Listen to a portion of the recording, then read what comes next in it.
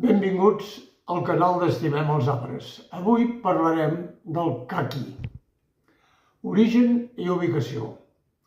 El conreu del caqui o palo santo es remunta al segle XVIII a la Xina i al Japó i a l'arribada al principi del segle XIX als Estats Units i cap al 1870 a Espanya.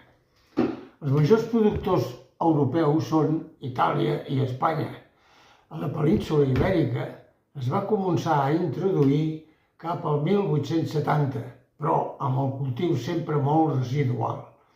Les primeres plantacions al País Valencià apareixen un segle més tard, en 1960, a la zona d'Alcúdia, i des de fa uns quants anys es cultiva sistemàticament a la comarca de la Ribera del Xuclé, on ha arribat a substituir un producte tan tradicional però tan devaluat com la taronja.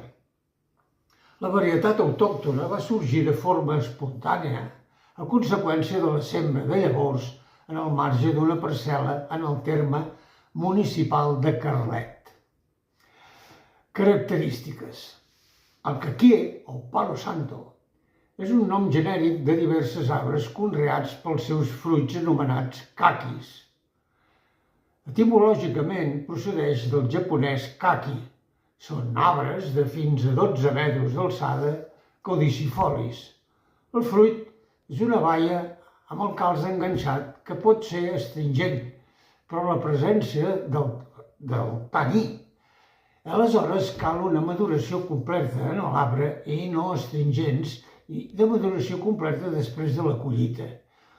Té la particularitat que no es pot consumir en el moment de la recol·lecció, ja que necessita un procés de sobremaduració a causa de la seva aspror, per la qual cosa s'acostuma a tractar-lo abans untant-lo amb alguna classe de beguda alcohòlica forta, com el conyac, l'aiguardent, la cassalla, etc.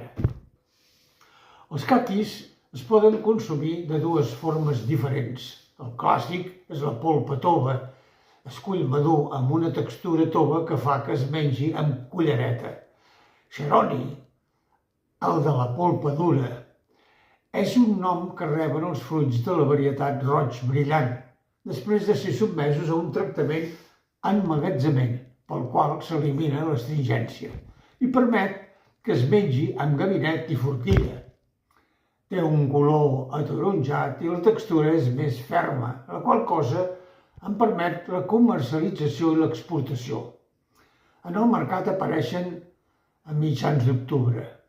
El seu consum com a fruita fresca és deliciós, encara que també es pot consumir com a melmelada, crema gelada, sorbets, flams, pastissos, púdings o begudes refrescants. La varietat més important és el roig brillant. Bé, parlem de la fusta.